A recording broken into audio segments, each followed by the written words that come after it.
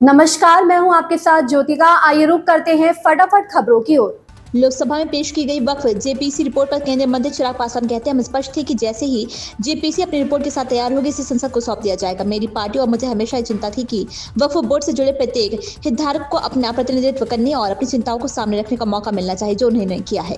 It was to be.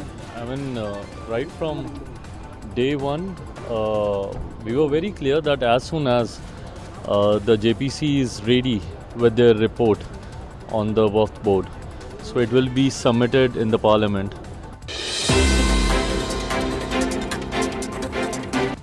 Rajya Sabha में विपक्ष के नेता मल्लिकार्जुन खड़गे ने कहा, वक्फ बोर्ड पर जेपीसी रिपोर्ट से कई सदस्य असहमत हैं और नोटों को हटाना और हमारे विचारों को दबाना सही नहीं है। ये लोकतंत्र के खिलाफ है। असहमति रिपोर्ट को हटाने के बाद पेश की गई किसी भी रिपोर्ट की मैं निंदा करता हूं। हम ऐसे फर्जी रिपोर्ट को कभी स्वीकार नहीं करेंगे। अगर रिपोर्ट में असहमति के विचार ही नहीं है तो उसे वापस भेजा जाना चाहिए और फिर से पेश किया जाना चाहिए।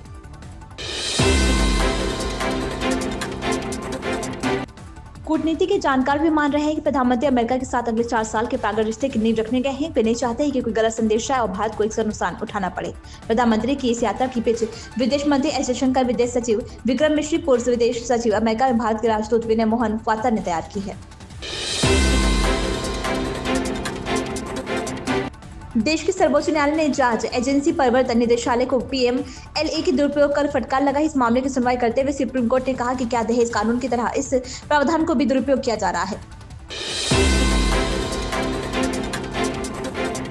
वक्फ बिल पर जेपीसी की रिपोर्ट पर कांग्रेस सांसद गौरव गोगोई कहते हैं, जब बिल पर संसद में चर्चा होगी तो ये साफ हो जाएगा कि सरकार बिना किसी तैयारी के ये बिल कैसे ले आई है।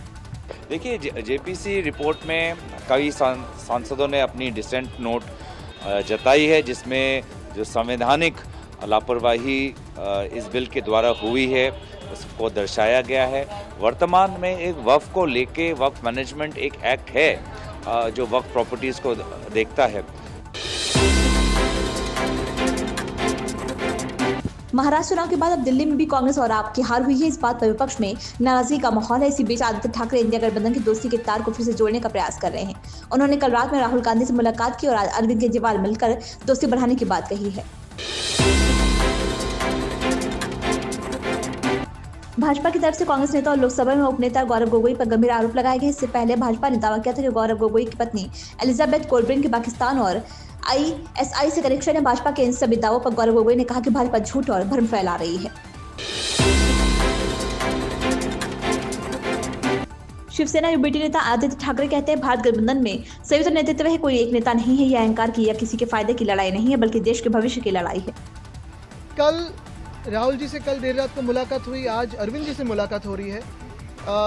इसका तात्पर्य यही है कि जो भविष्य है हमारे देश का आज भी एक कोहरे में है, एक धुंधला हुआ है। क्योंकि अगर आप देखें तो पूरे देश में हर कोई चुनाव जो होता है, वोटर फ्रॉड और ईवीएम फ्रॉड, ये दोनों अगर सिस्टम्स अगर आप देखें तो हमें पता नहीं चलता कि हमारा वोट जा रहा है कहाँ। मणिपुर में राजनीतिक अनिश्चितता अभी भी बरकरार है। एक तरफ जहां भाजपा की तरफ से नए मुख्यमंत्री के नाम का ऐलान नहीं किया गया, दूसरी तरफ कांग्रेस की तरफ से कहा गया कि मणिपुर में अनुच्छेद 174 का उल्लंघन किया गया है।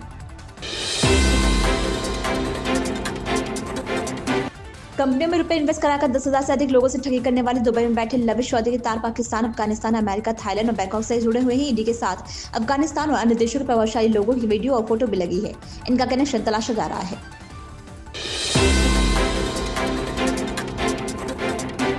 लोकसभा में केंद्रीय गृह मंत्री अमित शाह ने कहा, विपक्ष के कुछ सदस्यों ने चिंता जताई है कि वे उनके विचारों को पूरी तरह शामिल नहीं किया गया है। मैं अपनी पार्टी की ओर से कहना चाहता हूं कि विपक्ष की चिंताओं को देखते हुए कुछ भी जोड़ा जा सकता है। मेरी पार्टी को कोई आपत्ति नहीं है। वो बता रहे हैं गृह मंत्री जी। माननीय अध्यक्ष जी, विपक्ष के कुछ सदस्यों ने आपत्ति जताई है कि इनके जो विमत है, डिस्प्यूट्स है, इनको पूरी तरह से नहीं रखा गया है। इन खबरों में बस इतना ही। बने रहिए हमारे साथ।